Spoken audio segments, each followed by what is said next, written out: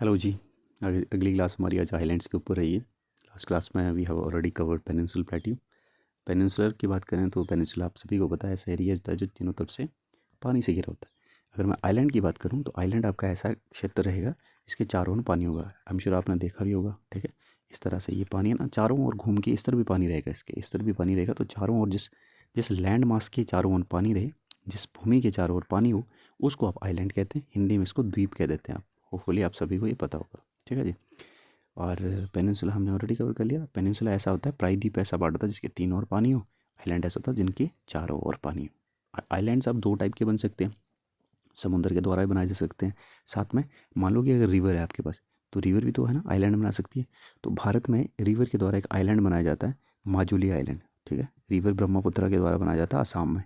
ये भी आइलैंड हम पढ़ेंगे जब ब्रह्मपुत्र को देखेंगे। तो आइलैंड दो टाइप से बना सकते हैं मेनली, ठीक है जी। जब इंडिया की बात करते हैं, ये तो फॉर्मेशन के अकॉर्डिंग हो गए।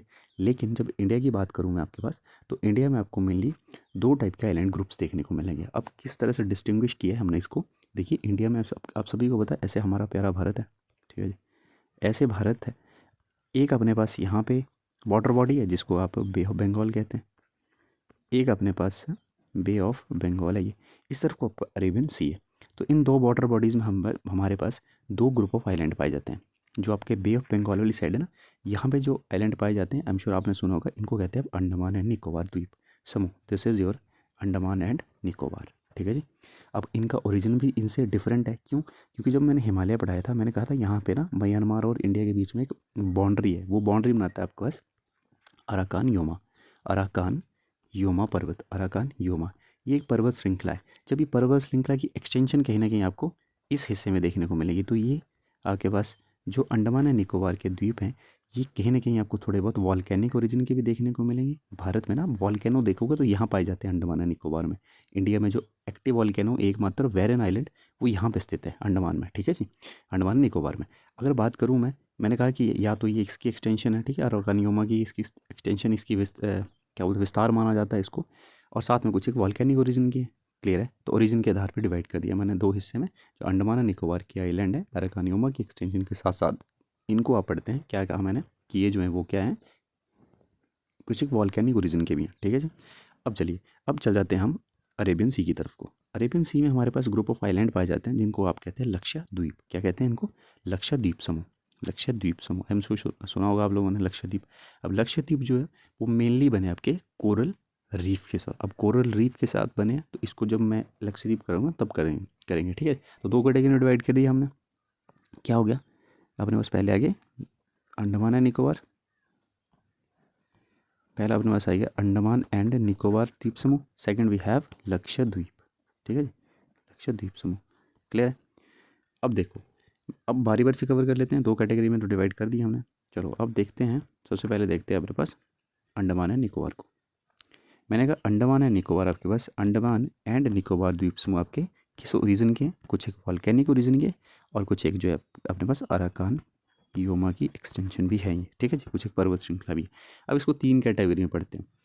सर अब रफली ड्रॉ कर लो। देखिए बस ये जो अपने पास देखो, इसको बोलते हैं नॉर्थ अंडमान। नॉर्थ अंडमान के नीचे है मिडिल अंडमान। ये आपके पास नॉर्थ अंडमान है, ये आपके पास मिडिल अंडमान है, ठीक है। इसमें बहुत ज़्यादा लिखा गया। उसके नीचे देखो, ये यहाँ पे आपके पास लोअर अंडमान या साउथ अंडमान बोलते हैं इसको, lower Andaman slash south Andaman, ठीक है जी। उसके नीचे आ जाओ, यहाँ पे बीच में आपको लिटिल अंडमान दिखेगा। लिटिल अंडमान के नीचे आ जाओगे, यहाँ पे आपको सो कार निकोबार दिखेगा, कार निकोबार दिखेगा। कार निकोबार के नीचे जैसे आओगे आपके पास, तो आपको मेन पढ़ना है little Nicobar, then we have great Nicobar. तो कितने आइलैंड हो? 1 2 3 4 5 6 7 मेन आइलैंड देख लेते हैं ना, इनको देख लेते हैं। क्योंकि ग्रुप ऑफ आइलैंड्स है, इसमें मल्टीपल ग्रुप ऑफ आइलैंड। अगर इसी की बात करूँ लगभग 500 से प्लस है, 550 से ज़्यादा है, 572 के आसपास हैं, ठीक है। इतने ग्रुप ऑफ आइलैंड, मतलब इतने आइलैंड्स का ग्रुप बन गया एक, और उसको आर्कियोपियागो कहते हैं, ठीक है। आप सभी को पता होगा, जब हम छोटे छोटे आइलैंड्स के ग्रुप को पढ़ते हैं उसको आर्कियोपियागो कहते हैं। अच्छा, नॉर्थ की बात करता हूँ मैं, नॉर्थ अंडमान सबसे नॉर्थ में, ठीक है जी। यहाँ पे नॉर्थ में तो आपको यहाँ पे हाईएस्ट पीक देखने को मिलेगी, जिसको कहते हैं आप सैडल पीक। देख लो, ये नॉर्थ अंडमान में स्थित सैडल पीक है, और इसकी हाइट कितनी बता? 737 मीटर। क्योंकि मैंने कहा किसके ओरिजिन की ये एक्सटेंशन है अराकान योमा पर्वत की, तो यहाँ पे आपको पीक देखने को मिलेगी। हाईएस्ट पीक की हाइट कितनी है?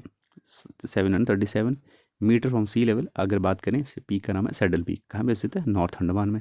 मिडिल अंडमान में आ जाओ, उसके नीचे मिडिल अंडमान से नीचे जब आप लोअर अंडमान या साउथ अंडमान में आओगे तो यहाँ पे आपको पोर्ट ब्लेयर, जो कैपिटल सिटी है किसकी, अंडमान निकोबार की, वो देखने को मिलेगी। पोर्ट ब्लेयर साउथ अंडमान में स्थित है, ये पूछा जा सकता है आपसे।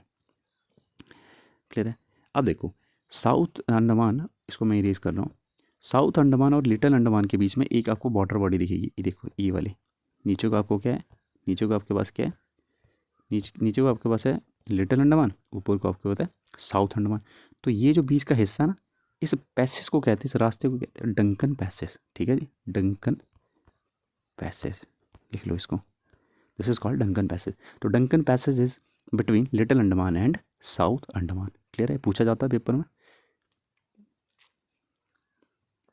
नेक्स्ट वी हैव, अब इसके नीचे जाओगे ना आप, तो ये तो बहुत ही फेमस क्वेश्चन है, आई एम श्योर आपने सुना भी होगा इसको। यहाँ से एक लाइन पास होती है, इसको कहते हैं आप 10 डिग्री नॉर्थ, 10 डिग्री उत्तरी अक्षांश, या फिर लॉन्गी लैटिट्यूड, है ना।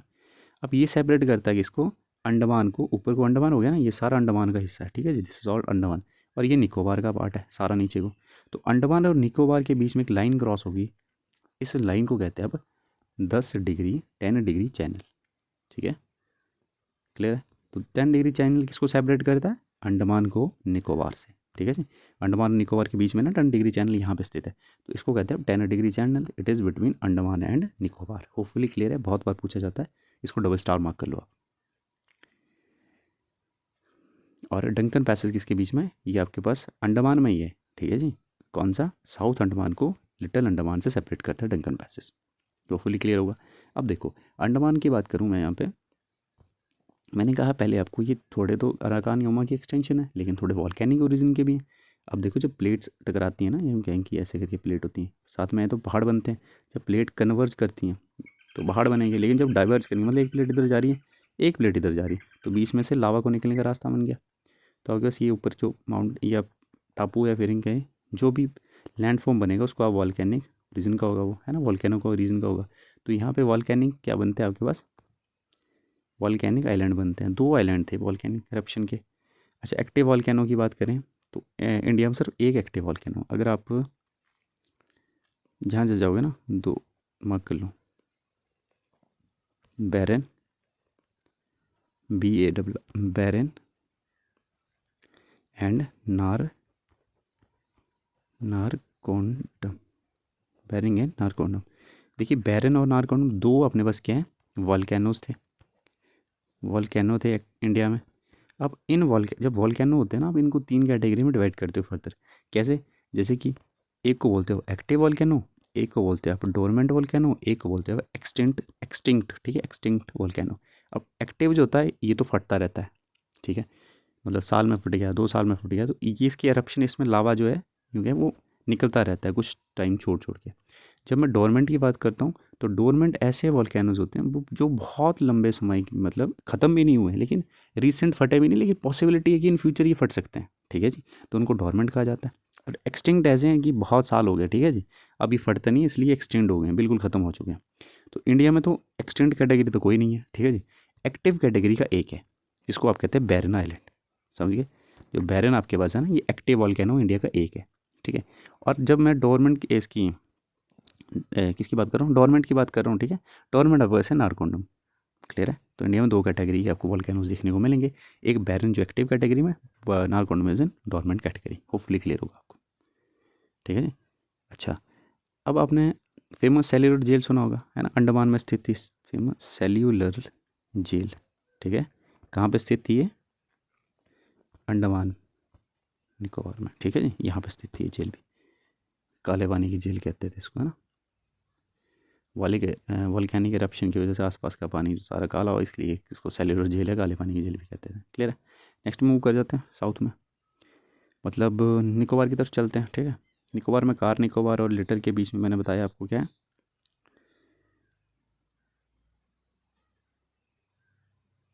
10 डिग्री चैनल।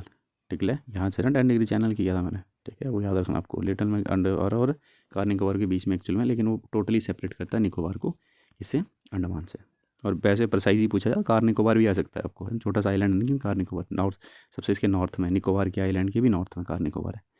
अच्छा, इसमें आपको देखना यहाँ पे साउथ में एक पॉइंट था, मैंने जब आपको इंडिया की एक्सटेंशन पढ़ाई थी इस तरह से, मैंने कहा था भारत की जो विस्तार है वो मेनलैंड से तो कन्याकुमारी से स्टार्ट होता है, लेकिन और डीप से देखा जाए तो यहाँ पे इसको बोलते हैं आप, ग्रेटर निकोबार में स्थित है पॉइंट, इसको बोलते हैं इंदिरा पॉइंट, होपफुली सुना होगा आपने इंदिरा पॉइंट। इसको पिग्मेलियन पॉइंट भी कहते हैं, पिग्मेलियन पॉइंट भी कहते हैं, पिग्मेलियन यहाँ पे स्थित है ये। अच्छा, मेनलैंड की बात करें तो मेनलैंड में क्या है, साउथ पॉइंट कन्याकुमारी, जिसको आप केप कैमोरिन भी कहते हैं, केप कैमोरिन भी कहते हैं। अच्छा, जो नॉर्थ का था उसको कहते थे इंदिरा कोल, इंदिरा इंदिरा कोल। और कोल जो है किसका लैंडफॉर्म फीचर है, ये कोल कौन होता है आपका, ग्लेशियर, ठीक है जी। तो ये जब लैंडफॉर्म फीचर पढ़ेंगे तो मैं बताऊंगा कोल किस तरह से बनता है आपका। तो ये कोल है आपका। अब इस तरफ से आपके पास था सर क्रिक लाइन, सर क्रिक लाइन जो कि डिस्प्यूटेड टेरिटरी इंडिया और पाकिस्तान के बीच में, साउथ सॉरी क्या हुआ है, वेस्ट हुआ ना, तो वेस्ट की तरफ को।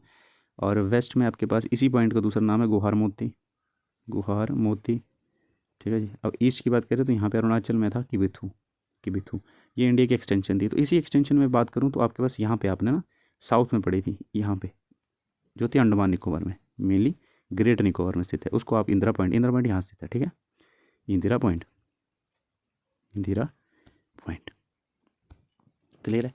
ये था आपके पास मेनली कौन सा आइलैंड, अंडमान एंड निकोबार। अब रिसेंटली गवर्नमेंट ने क्या किया, पहले ना ब्रिटिश के कुछ यहाँ पे ना कुछ आइलैंड्स है जिनका नाम ब्रिटिश अधिकारियों के नाम पे था उस समय के, ठीक है। तो जब देश आज़ाद हुआ तो उनको फिर फाइनली हमने क्या किया, उनके नामों को चेंज किया गया। तो आपको याद रखना है कि एक था आपके पास यहाँ पे रॉस आइलैंड, क्या नाम था, रॉस आइलैंड।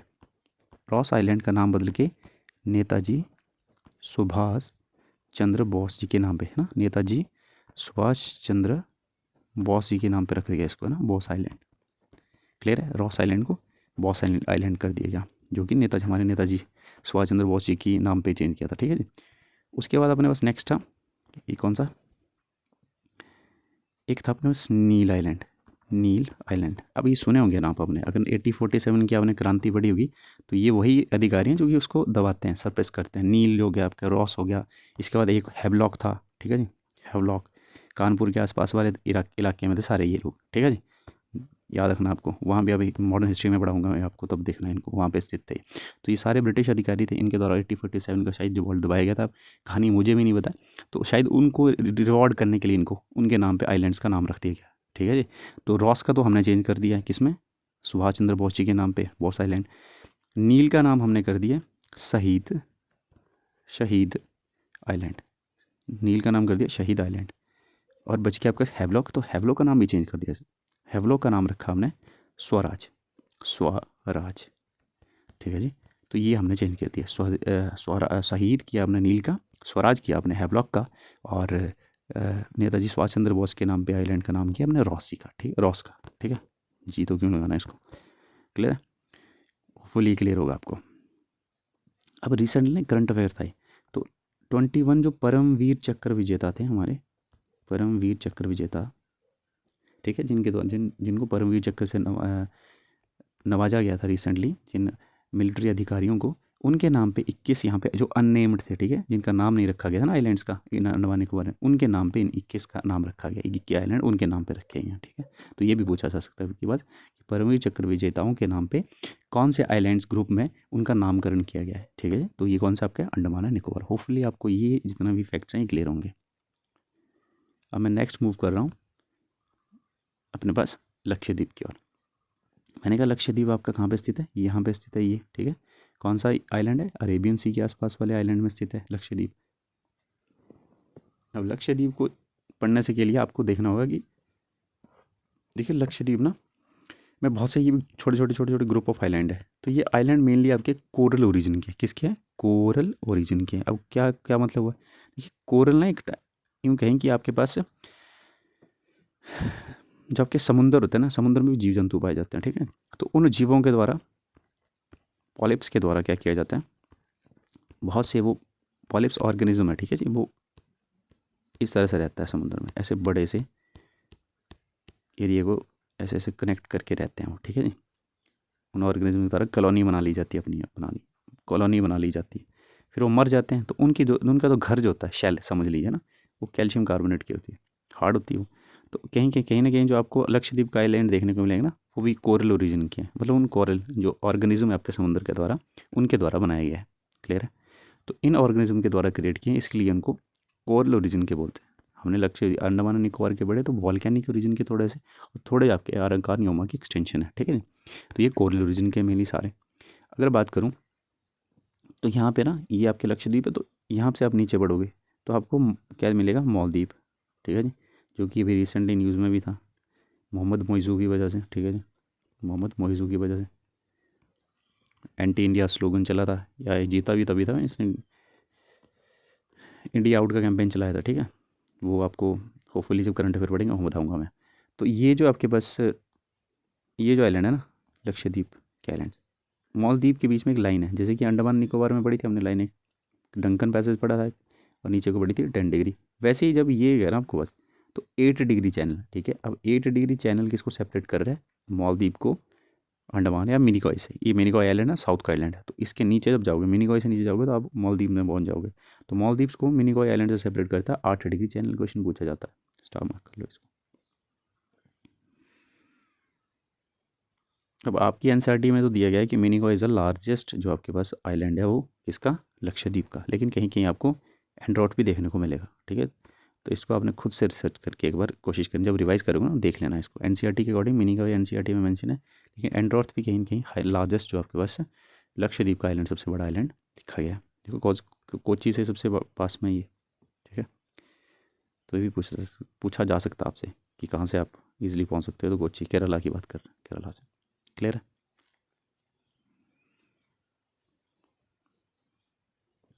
चलिए जी, हो गया। कुछ एक ना ऑफ शोर पे होते हैं, जैसे कि ऐसा ना ऑफ शोर आइलैंड है कुछ एक, यहाँ पे एक आइलैंड है खम्पात के आसपास का। ठीक है? इसको बोलते हैं अलिया बेट आइलैंड, अलिया बेट, ALI, अलिया बेट आइलैंड। ठीक है जी? ये वाला। उसके बाद नीचे आ जाओ तो दमन दीव के आसपास, यहाँ पे भी दीव का है। ठीक है? आइलैंड दीव। अच्छा, ये ऑफ शोर पे बने हुए हैं। ठीक है? ऐसे ही ऑफ शोर पे, मेनलैंड के ऑफ शोर पे।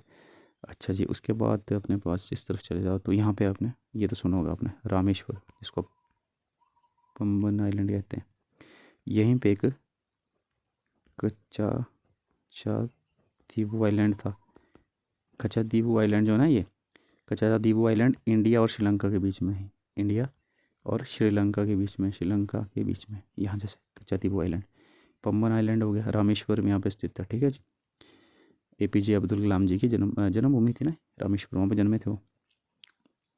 अच्छा, ऊपर चले जाओ, यहाँ पे चांदीपुर उड़ीसा के पास में एक आइलैंड है, जो कि पहले होता था व्हीलर आइलैंड। इसका नाम चेंज कर दिया आपने किसके नाम पे? ये doctor APJ Abdul Kalam island हो गया अपना, अब्दुल कलाम आइलैंड। तो ये किन के नाम पे? APJ डॉक्टर अब्दुल कलाम जी के नाम पे। अच्छा, आप ऊपर चले जाओगे और कहाँ है? और आप यहाँ चले जाओ तो एक न्यू मोरे आता है, New Moore island, between India and Bangladesh. New Moore लिख लो यार, यहाँ है बंगाल, बांग्लादेश के, बंगाल के नीचे और इंडिया बांग्लादेश के पास है ना। ठीक, न्यू मोरे आइलैंड ये हो गया, व्हीलर हो गया, न्यू मोरे हो गया। तो ये कुछ आइलैंड्स थे। ठीक है जी? जिन पे आपके पास जो ज़रूरी आइलैंड है आपके पास। होपफुली ये ऑफशोर कैटेगरी में आते हैं। ऑफशोर किसी, ये मतलब किसी भी उसका पार्ट नहीं है ना, लेकिन लैंड से पास में स्थित है। क्लियर है? मैं इनको इरेज कर रहा हूँ। तो ठीक है, ये था हमारे पास आज की वीडियो, जिसमें मैं आइलैंड्स को कवर कर लिया। होपफुली आपको नेक्स्ट वीडियो में मिलूँगा मैं किसी। ठीक है? सी यू नेक्स्ट वीडियो, पढ़ते रहिए। Bye bye.